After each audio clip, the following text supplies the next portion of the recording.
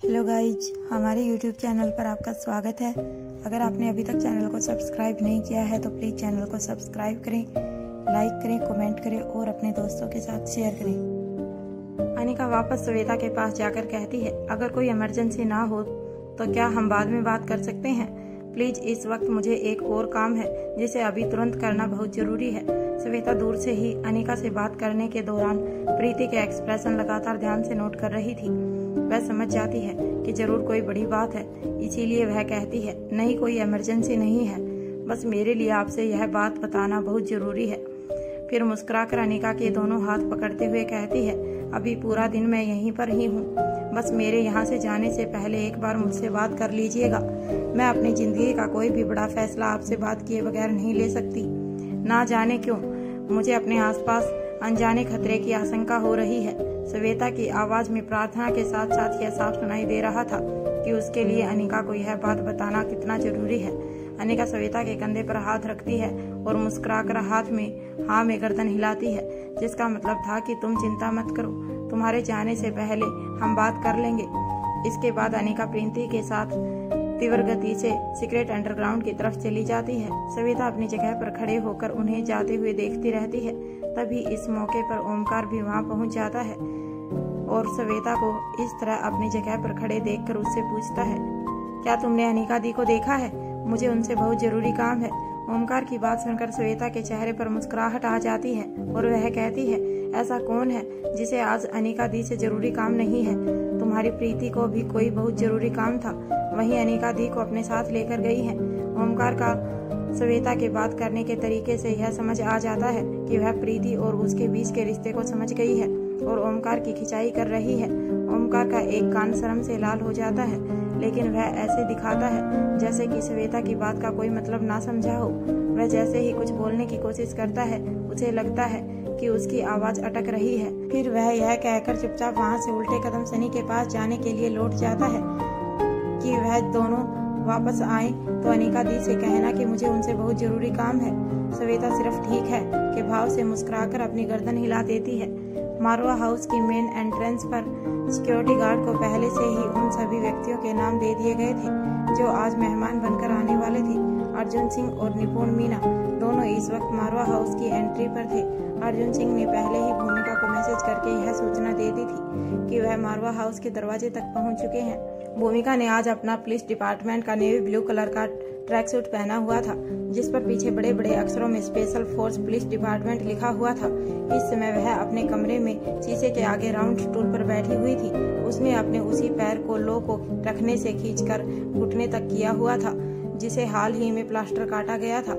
वह अपनी सुंदर पतली टांग को इधर उधर घुमा घुमा कर शीशे में देख रही थी। खूब अच्छी तरह से देख लेने के बाद वह अपने उसी पैर की तरफ देखते हुए कहती है, क्या तुम्हें लगता है कि आज तुम स्पोर्ट्स की किसी एक्टिविटी में पार्टिसिपेट करने लायक हो गए हो? तभी भूमिका को अपने फोन पर मैसेज की रिंगटोन सुनाई देती है। भूमिका अपने लो को वापस नीचे करते हुए अपनी जगह से खड़ी होकर अपने बेड की तरफ जाती है और बेड की साइड टेबल पर रखा हुआ फोन उठाती है। जब भूमिका मैसेज देखती है तो उसके चेहरे पर मुस्कान आ जाती है। वह अर्जुन सिंह और निपुण मीना को लेने के लिए नीचे जाने के लिए आगे बढ़ती है। तभी उसे कोटिल का ख्याल आता है। वह सोचती है, धीरे धीरे सभी मारवा हाउस पहुंच रहे हैं, लेकिन इसकी अभी तक कोई खैर खबर नहीं। जब मैं बिस्तर पर पड़ी थी तब मुझे मिलने के लिए सुबह सुबह ही आ जाता था, और आज जब मैं ग्राउंड तक के एक चक्कर लगाकर आ चुकी हूँ तब भी अब तक दिखाई नहीं दिया है। यह सोचकर भूमिका कोटिल को फोन करने के लिए उसका नंबर निकालती है। जैसे ही डायल करने लगती है, अपने आप ही उसके हाथ रुक जाते हैं। फिर वह बिना नंबर डायल किए अपना फोन अपनी पॉकेट में रख लेती है। फिर बाहर जाने के लिए जैसे ही 2 कदम आगे बढ़ाती है, उसका मोबाइल रिंग करने लगता है। भूमिका अपना फोन निकालकर देखती है तो यह कोटिल की कॉल थी। कोटिल अपने कमरे में टॉवल लपेटे हुए अपनी वर्ड के आगे खड़ा था। अपने कान पर फोन लगाकर वह शीशे की ओर चला जाता है। फिर उसके सामने खड़ा होकर अपनी फिट मस्कुलर बॉडी को देखते हुए भूमिका से कहता है, क्या तुम तैयार हो चुकी हो? भूमिका बदले में कहती है, क्या तुम अभी तक तैयार नहीं हुए? कोटिल कहता है, बस मुझे थोड़ी सी देर लगेगी, समझ लो कि तैयार हो ही रहा हूँ। भूमिका कहती है, मेरे डिपार्टमेंट के सभी आ चुके हैं और तुम्हारा अब तक कोई अता पता नहीं है। मैं उन्हें ही लेने के लिए नीचे जा रही हूँ। तभी कोटिल भूमिका भूमिका से पूछता है, क्या तुमने अपने डिपार्टमेंट का नेवी ब्लू कलर का ट्रैक सूट पहना है? ऐसा कहते हुए वह दोबारा से अपने कपड़ों के वर्ड के पास सामने जाकर खड़ा हो जाता है। तभी भूमिका आदेश देते हुए कहती है, और तुम्हें भी नेवी ब्लू कलर का ही कोई ड्रेस सूट पहनना है। अब मुझसे बातें करना बंद करो और जल्दी से तैयार होकर आ जाओ। I am waiting. ऐसा कहकर भूमिका फोन कट कर देती है। वहाँ भूमि की लास्ट लाइन सुनकर कोटिल के कान में घंटियों की आवाज सुनाई देने लगती है। उसके चेहरे पर मुस्कुराहट आ जाती है कि आज भूमिका ने खुद कहा कि वह उसके लिए इंतजार कर रही है। तभी कोटिल झट से अपनी आंखें खोलता है और फिर अपने हाथ से अपने सिर के गीले बालों को हिलाते हुए खुद से ही कहता है, हाँ हाँ कोटिल, मीठे ख्वाब तो देख ही सकता है, पर भूलना मत कि अभी तक तुम्हारे प्यार ने तुम्हें माफ नहीं किया है। फिर खुद को ही दिलासा देते हुए आगे कहता है, हाँ अच्छी बात यह है कि उसकी नाराजगी कुछ कम हो रही है। ऐसा कहकर वह अपने हाथ में पकड़ा हुआ फोन बेड पर फेंक देता है। फिर से अपनी वर्ड में ट्रैक सूट ढूंढने लगता है। तभी उसके हाथ में एक नेवी ब्लू कलर का लो आ जाता है। उसे देखकर कोटिल कहता है, तुम्हारा रंग भूमिका के ट्रैक सूट का बिल्कुल मैचिंग है, लेकिन फिलहाल मैं तुम्हें नहीं पहन सकता क्योंकि मुझे लो के साथ अब भी पहनना है। ऐसा कहकर वह एक दूसरा नेवी ब्लू कलर का ट्रैक सूट निकाल लेता है। फिर फटाफट तैयार होकर अपने रूम से निकल जाता है। यहाँ भूमिका अर्जुन और निपुण को लेने के लिए अपने रूम से निकलकर लिफ्ट की तरफ चली जाती है। वहीं मेन एंट्रेंस पर अर्जुन सिंह सिक्योरिटी गार्ड से कहता है, क्या आज तुम मेरी गन नहीं मांगोगे? तभी सिक्योरिटी गार्ड जवाब देता है, हमें भूमिका मैडम के कोप का भोजन नहीं बनना है। उस दिन की गलती के लिए आई एम सॉरी। आज हमें पहले ही बता दिया गया है कि आप अपनी गन के साथ अंदर जा सकते हैं। तभी अर्जुन निपुण की तरफ देखता है। निपुण प्यारी सी आवाज में कहती है, सर मैं डिपार्टमेंट में जरूर हूँ, पर मुझे गन की कोई जरूरत नहीं। मेरे हाथ कंप्यूटर पर चलने के लिए बने हैं, इसीलिए मैं अपने साथ कोई गन नहीं लाई हूँ। अर्जुन सिंह एक बार पहले भी यहाँ आ चुका था, इसीलिए वह जानता था कि उसे किस ओर आगे बढ़ना है। वह निपुण को लेकर आगे बढ़ना शुरू कर देता है। वह मारवा हाउस 2 के मुख्य दरवाजे के पास पहुंचने वाले होते हैं। उससे कुछ दूर पहले ही निपुण के कदम एकदम धीरे से रुक जाते हैं। वह लगातार अपने बाईं ओर मौजूद लॉन की तरफ देखे जा रही थी। अर्जुन सिंह को एहसास नहीं होता कि वह कब निपुण से कुछ कदम आगे निकल गया है। तभी उसकी निगाह सामने से आती हुई भूमिका पर पड़ती है। वह चेहरे पर मुस्कुराहट लेकर भूमिका के पास पहुंच जाता है और अपना हाथ आगे बढ़ाकर भूमिका को हेलो कहता है। भूमिका अर्जुन से हाथ मिलाते हुए कहती है, गुड, यह हुई ना स्पेशल डिपार्टमेंट वाली बात। अब हम तीनों एक जैसे ट्रैक सूट में अपने डिपार्टमेंट को रिप्रेजेंट करेंगे। तभी अर्जुन हंसते हुए कहता है, यह भूमिका मजाक कर रही हो? बच्चों के खेल में हम बड़ों का क्या काम? तभी भूमिका कहती है, धीरे धीरे सब समझ जाओगे, जरा पीछे मुड़कर देखो। ऐसा कहकर वह अर्जुन का हाथ छोड़ते हुए उसी ओर आगे बढ़ जाती है और निपुण के पास पहुंच जाती है। इस वक्त निपुण बेसुध होकर लगातार अपने बाईं ओर देखे जा रही थी। निपुण को इस बात का एहसास नहीं होता कि भूमिका उसके एकदम करीब आ चुकी है। तभी भूमिका अपना एक हाथ आगे करती है और इससे पहले कि निपुण ठोकर खाकर गिर जाती, उसे कमर से पकड़ लेती है। फिर निपुण को सीधा खड़ा होने में मदद करती है। हेलो मैडम, तुम्हारा ध्यान कहाँ है? भूमिका की बात सुनकर निपुण अपने चेहरे पर प्यारी सी मुस्कान लाते हुए कहती है, थैंक यू भूमिका मैडम, आपने मुझे गिरने से बचा लिया। भूमिका पलटकर फिर कहती है, क्या देख रही थी? निपुण अपने हाथ से उस तरफ इशारा करते हुए कहती है, वह तो मिस्टर। इतना कहकर चुप हो जाती है और अपना हाथ वापस नीचे कर लेती है। भूमिका निपुण की बात को पूरा करते हुए कहती है, हाँ वह मिस्टर रोहित मारवा ही है। निपुण अपनी मासूमियत से कहती है, व्हाट ए ग्रेट पर्सनैलिटी। मैंने हमेशा इनके बारे में सिर्फ न्यूज़पेपर और टीवी में ही देखा और सुना है। आज अपनी आंखों के सामने देखकर विश्वास नहीं हो रहा। जितना सुना था, सामने से देखने में इनका व्यक्तित्व उससे कहीं ज्यादा प्रभावशाली है। बस इसीलिए मुझे ख्याल ही नहीं रहा कि मैं इस वक्त कहाँ पर चल रही हूँ। तभी भूमिका भी मुस्कुराकर जवाब देते हुए कहती है, बस अब जितना देख लिया उतना ही काफी है, इससे ज्यादा मत देखना, क्योंकि रोहित मारवा को यह बिल्कुल पसंद नहीं है कि उसकी जान जहाँ मिस वाइफी पहली मोहब्बत जीनियस अनिका के अलावा उसे कोई और इस तरह से देखे। अगर कोई प्यार करने वाला हो तो बिल्कुल रोहित मारवा जैसा होना चाहिए, बिना किसी इच्छा और शर्त के बेइंतहा मोहब्बत। भूमिका की बात सुनकर निपुण को बड़ा ही अजीब लगता है। उसका चेहरा उतर जाता है। फिर भूमिका उसके कंधे को थपथपाते हुए कहती है, मजाक कर रही हूँ। दिल पर मत लो। फिर निपुण अपने चेहरे के भावों को ठीक करते हुए मुस्कुराती है तो भूमिका आगे कहती है, लेकिन यह मजाक बिल्कुल सच है। तभी निपुण मुस्कुराते हुए कहती है, मिस्टर रोहित मारवा का तो मुझे पता नहीं, लेकिन अब मैं यह जानती हूँ कि भूमिका मैडम को यह बिल्कुल पसंद नहीं कि कोई उनके भाई भाभी के बीच आने की कोशिश करे। फिर अपनी बात को आगे बढ़ाते हुए कहती है, और मुझे ऐसा कोई काम पसंद नहीं जो मेरी भूमिका मैडम को पसंद ना हो। वैसे भी कहाँ आसमान का चांद और कहाँ धरती के चकोर।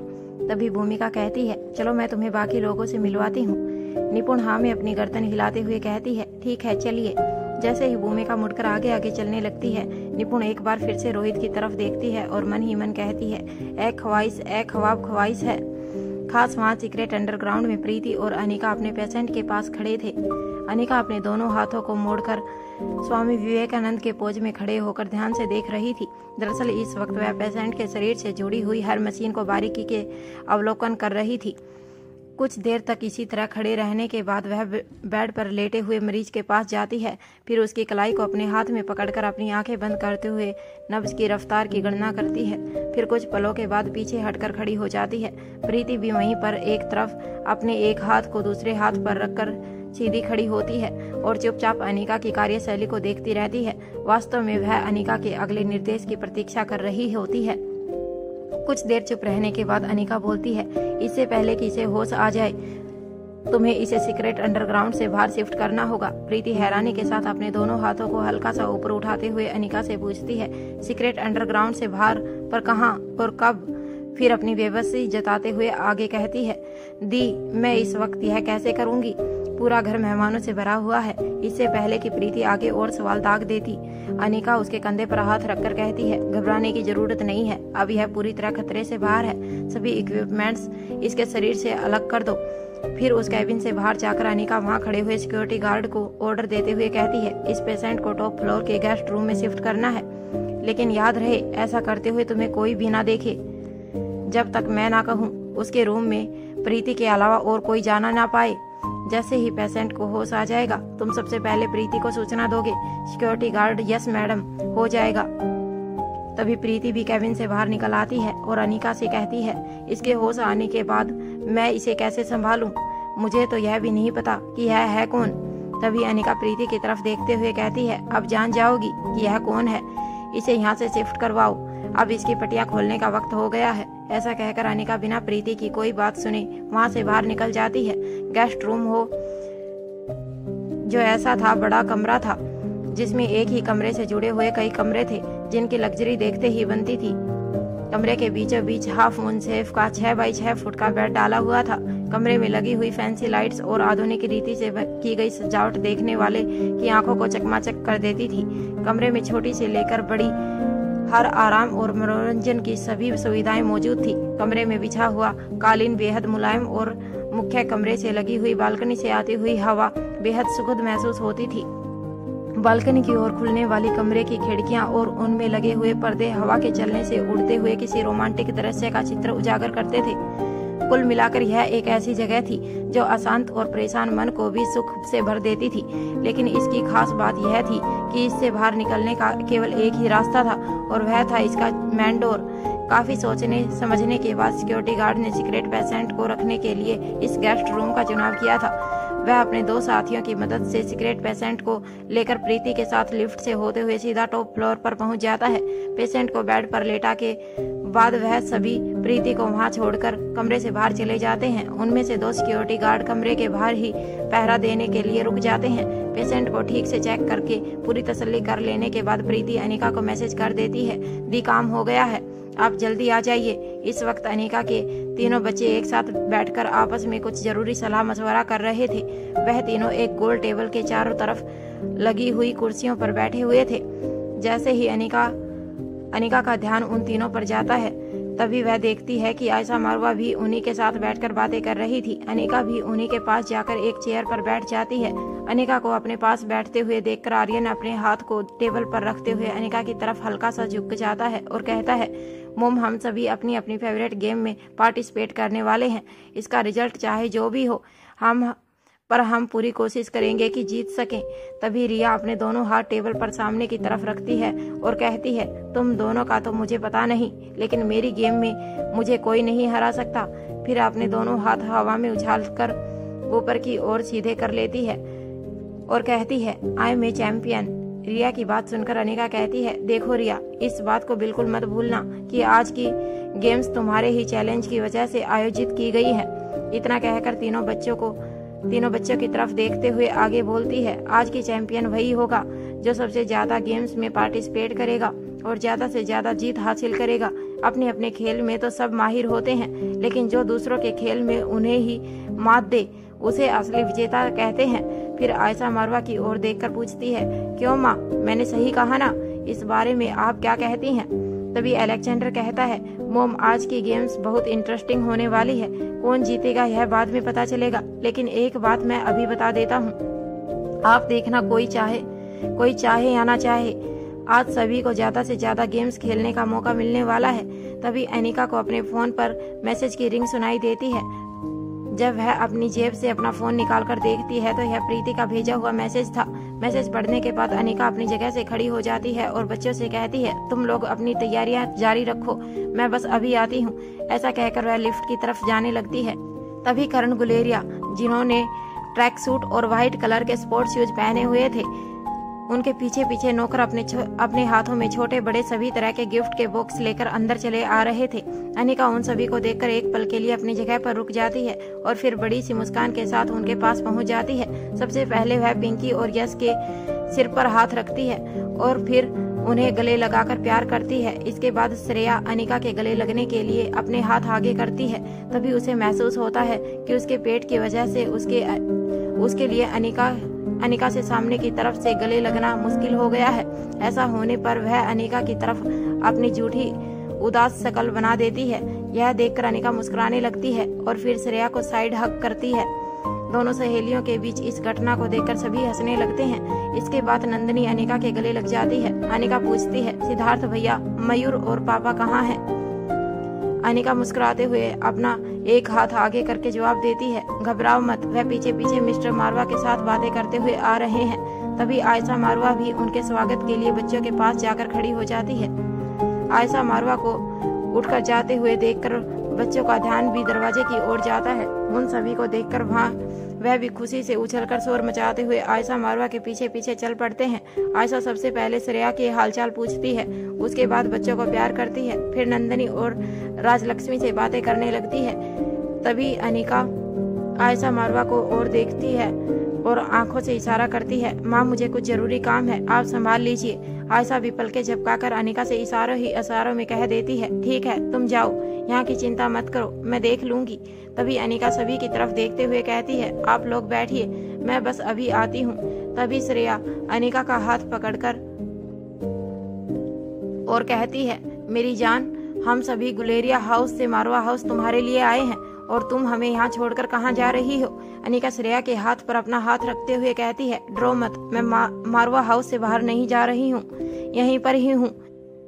अब गुलेरिया परिवार के लिए मारवा परिवार को भी तो अपनी शानो शौकत का ख्याल रखना पड़ेगा ना।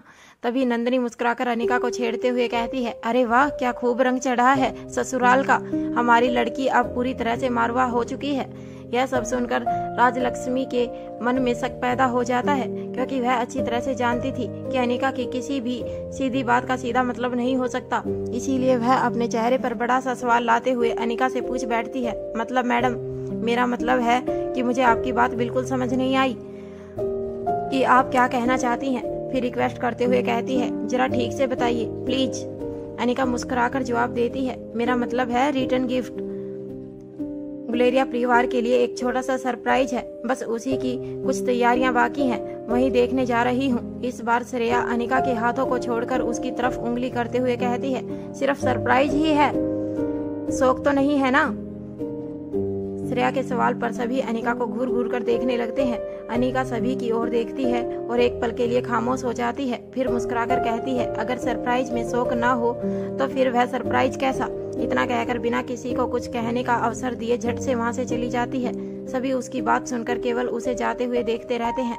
तभी आयशा सभी का ध्यान अपनी तरफ खींचते हुए कहती है, हमारी अनिका का पूरी दुनिया में कोई मुकाबला नहीं। फिर मुस्कुराकर सभी की ओर देखते हुए कहती है, उसे जाने दीजिए, जल्दी ही आ जाएगी। आप सभी मेरे साथ आइए। अनिका जैसे ही लिफ्ट में अंदर जाती है तभी किशन मल्होत्रा भी अंजलि मल्होत्रा के साथ मारवा हाउस पहुंच जाते हैं। ठीक इसी वक्त उनके पीछे पीछे चिराग मेहता ज्योत्सना को लेकर वहां पहुंच जाते हैं। आयशा मारवा आगे बढ़कर उन सभी का स्वागत करती है। आयशा मारवा और अंजलि मल्होत्रा एक दूसरे के गले लगते हैं, फिर एक दूसरे के हालचाल पूछते हैं और आयशा मारवा कहती है, आप कैसी हैं? अंजलि मल्होत्रा जवाब देती है, एकदम अच्छी हूँ, आप बताइए, इस बार बहुत दिनों बाद आपसे मिलना हुआ। तभी आयशा हंसते हुए कहती है, यह भी हमारे बच्चों की मेहरबानी है, वरना हम सभी अपने अपने कामों में इतने व्यस्त रहते हैं कि चाहकर भी मिलना नहीं हो पाता। फिर वह किशन मल्होत्रा की ओर देखती है तो किशन मल्होत्रा हाथ जोड़कर नमस्ते कह देते हैं और पूछता है, अनिका और रोहित कहीं दिखाई नहीं दे रहे हैं? इससे पहले कि आयशा कोई जवाब दे पाती, पीछे से रोहित की आवाज सुनाई देती है, मामा जी मैं यही हूँ आपके पास।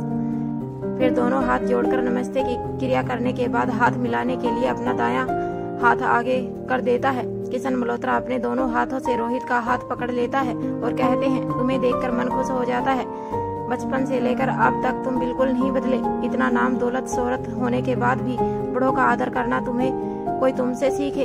तभी आयशा मारवा ज्योत्सना के गाल पर हाथ रखते हुए कहती है, आओ बेटा, सबसे पहले यह बताओ कि तुम दोनों की तबीयत कैसी है? ज्योत्सना मुस्कुराकर जवाब देती है, मैं बिल्कुल ठीक हूँ, आप कैसी हैं? फिर आयशा मारवा चिराग की तरफ देखते हुए कहती है, बिना किसी फंक्शन के भी कभी कभी ज्योत्सना को हमसे मिलवाने के लिए ले आना चाहिए। चिराग मेहता मुस्कुराकर अपनी हल्की सी गर्दन झुका देता है। फिर रोहित आयशा मारवा की तरफ देखता है। आयशा मारवा रोहित की आंखों का सवाल समझ जाती है और सभी की तरफ देखते हुए जवाब देती है, अनिका कुछ तैयारियों में लगी हुई है, बस अभी आती ही होगी। फिर फिलहाल आप मारवा परिवार के साथ साथ गुलेरिया परिवार की कंपनी एंजॉय कीजिए। ऐसा कहकर वह उन दोनों को साथ ले जाती है। फिर सभी एक साथ मिलकर हल्के फुल्के स्नैक्स एंजॉय करने लगते हैं। इस वक्त मारवा हाउस के अंदर की हलचल देखते हुए बनती थी। एक तरफ जहां ओमकार, प्रीति, श्वेता, सनी अपनी उम्र के समूहों में कंपनी एंजॉय कर रहे थे, तो दूसरी तरफ भूमिका, कौटिल, अर्जुन सिंह, निपुण, सिद्धार्थ, मयूर, चिराग बातें करते करते दिखाई दे रहे थे। तो वहीं रोहित मारवा किशन के साथ बैठा हुआ था। इसी तरह सभी छोटे से लेकर बड़े तक अपने अपने ग्रुप में खाते पीते हुए मस्ती कर रहे थे। जहां सभी का ध्यान बातों और खाने पर था, वहीं भूमिका मारवा और अर्जुन सिंह की पुलिस वाली निगाहें निपुण पर टिकी हुई थी। वह दोनों उसे देख देख कर धीमे धीमे मुस्कुरा रहे थे, क्योंकि निपुण की आंखों ने ऐसी जगह पहली बार देखी थी। वह फर्श और फर्श पर बिछे हुए कालीन से लेकर छत पर लगे हुए झूमर तक हर चीज को बारीकी से देख रही थी। निपुण के ताक झांकने की कोशिश करने के बाद भी यह नजर आ रहा था कि मारवा हाउस की लग्जरी से उसकी आंखें चौड़ी हो गई थी। मारवा हाउस की सजावट और वहां रखी हुई हर एक चीज बेशकीमती थी। दुनिया के अलग अलग कोनों से लाए गए एंटीक जगह जगह सजावट के लिए रखे गए थे।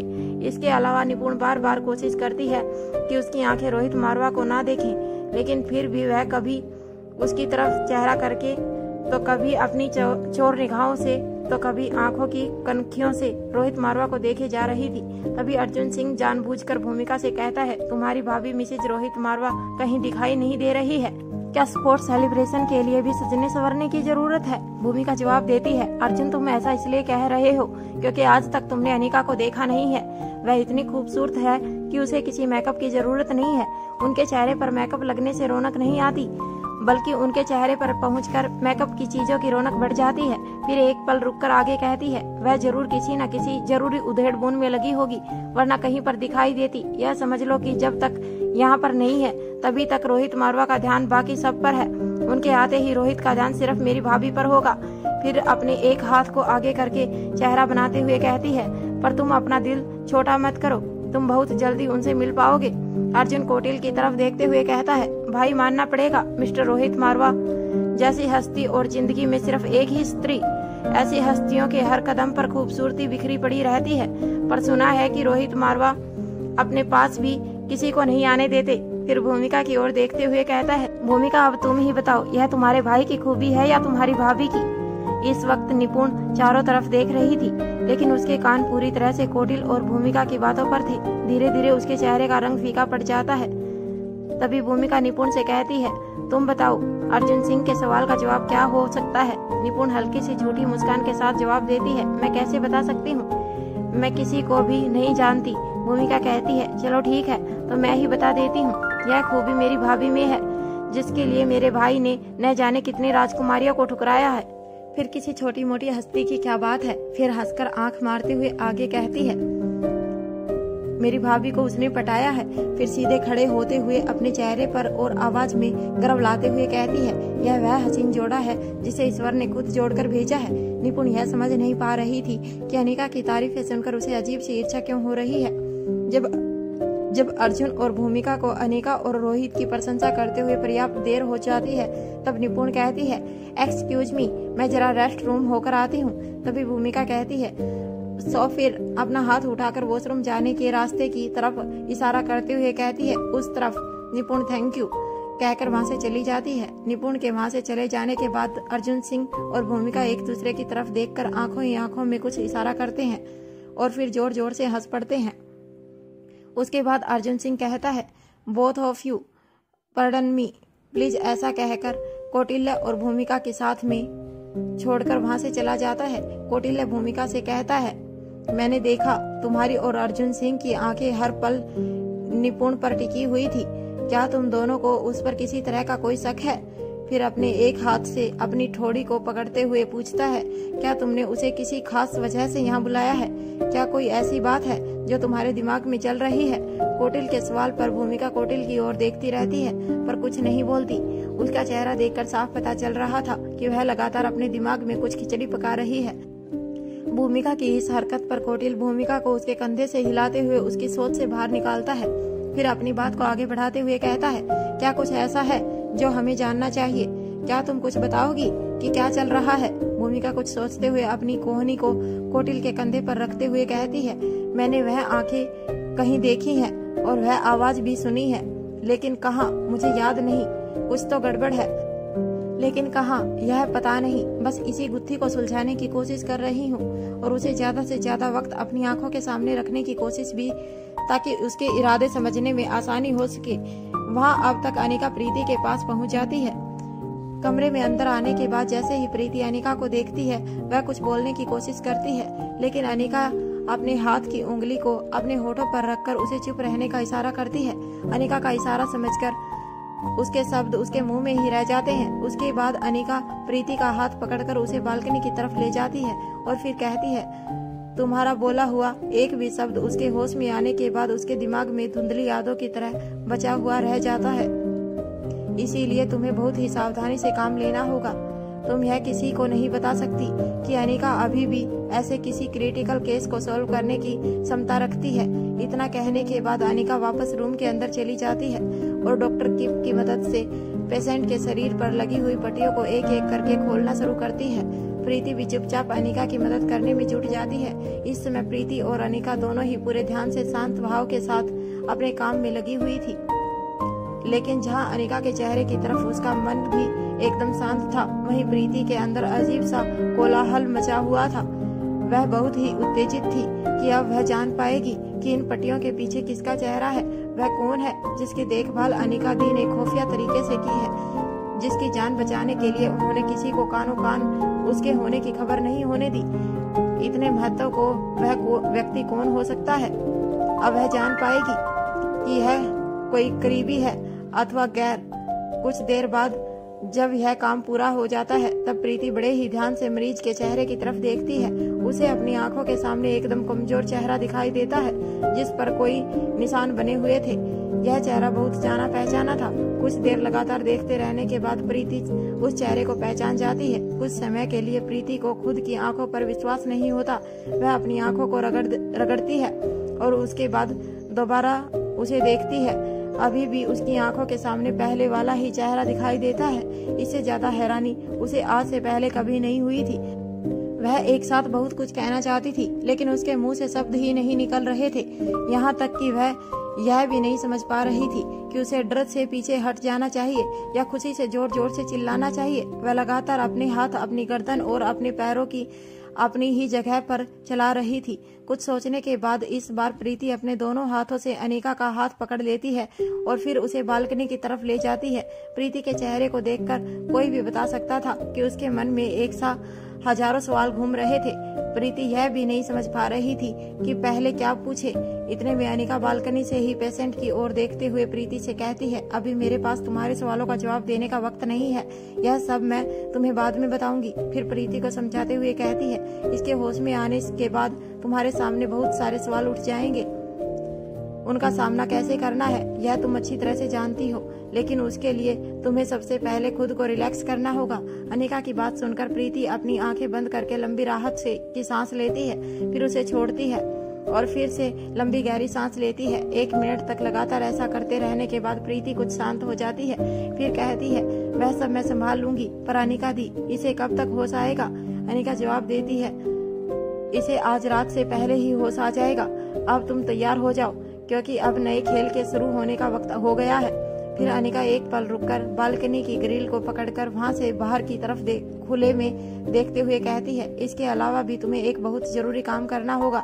ऐसा कहकर अनिका उसे सारी बात समझा देती है कि आगे प्रीति को क्या करना है। अब तक प्रीति ने पूरी तरह से अपनी भावनाओं पर नियंत्रण पा लिया था। वह परेशान होते हुए अनिका से कहती है, दी, यह आप क्या कह रही हैं?